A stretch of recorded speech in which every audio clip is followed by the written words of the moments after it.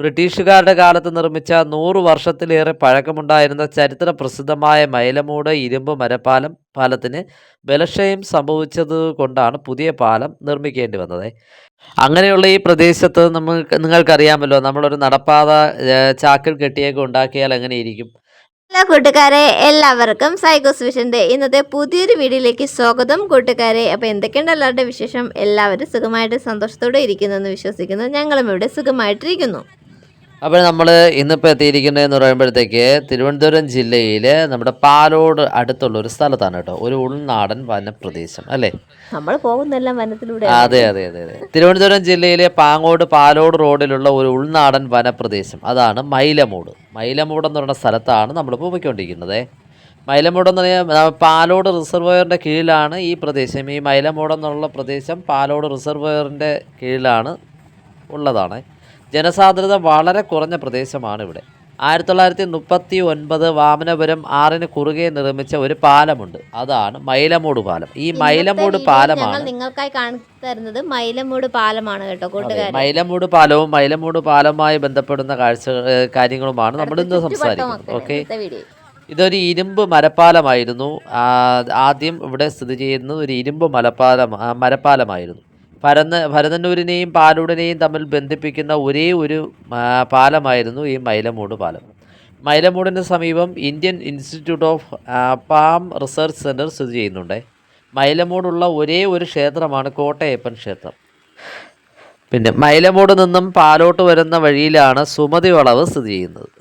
മൈലമൂട് ഉണ്ടായിരുന്ന ഇരുമ്പ് മരപ്പാലം മാറ്റി പുതിയ പാലം 2006 ഫെബ്രുവരി 23 ജനങ്ങൾക്കായി തുറന്നു കൊടുത്തായിരുന്നു.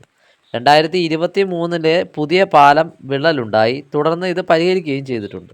സംസ്ഥാന പാതയിൽ കാലേറ്റിൽ നിന്നും ആരംഭിച്ച് തിരുവനന്തപുരം തെങ്കാശി പാതയിൽ പാലോട് വരെയുള്ള റോഡിന് ഇടയിലുള്ള ഒരു പ്രധാന പാലമാണ് മൈലമൂട് പാലം.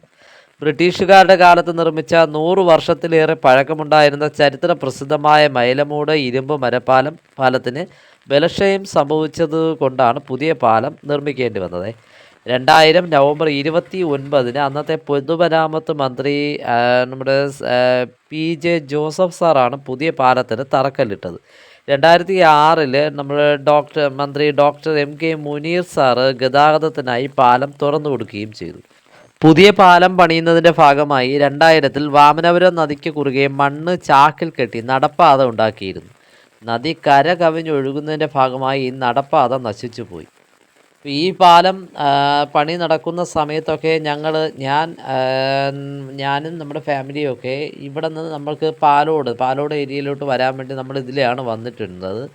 അത് ബസ്സിൽ വരുമ്പോഴത്തേക്ക് നമ്മൾ നേരെ മൈലമൂട് ജംഗ്ഷനിൽ വന്നതിന് ശേഷം നടന്ന് ഇപ്പുറത്തെ ഭാഗത്ത് വരുമ്പോഴത്തേക്ക് അടുത്ത ബസ് വരികയും അതിൽ കൂടെ പിന്നെ നമ്മൾ ആ ബസ്സിൽ കയറി വേണം നമുക്ക് പാലോടെത്താൻ.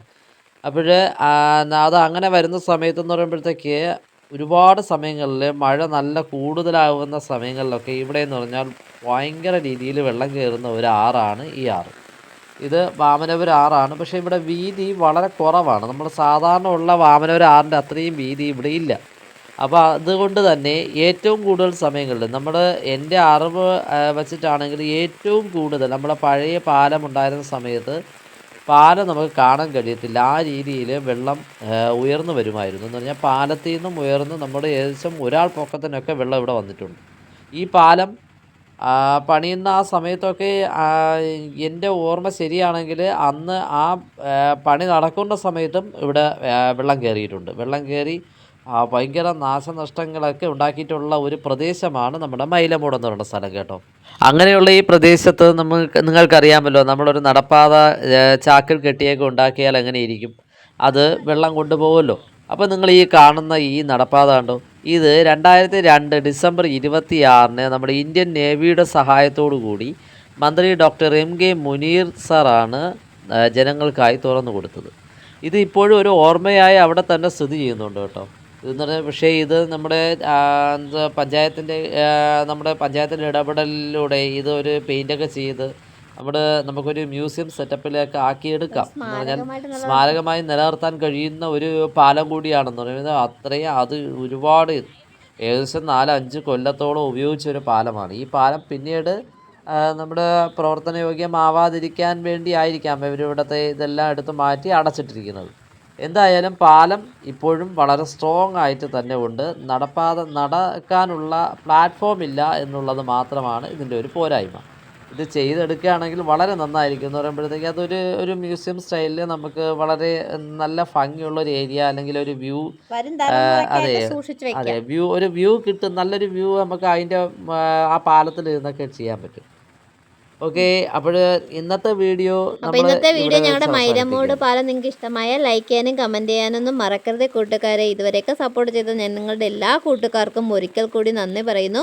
സൈക്കോസ് മിഷനിലെ യാത്രാവിശേഷങ്ങളും ഒക്കെ ആയിട്ട് നമുക്ക് അടുത്തൊരു വീഡിയോയിൽ വീണ്ടും കാണാം. Thanks for watching.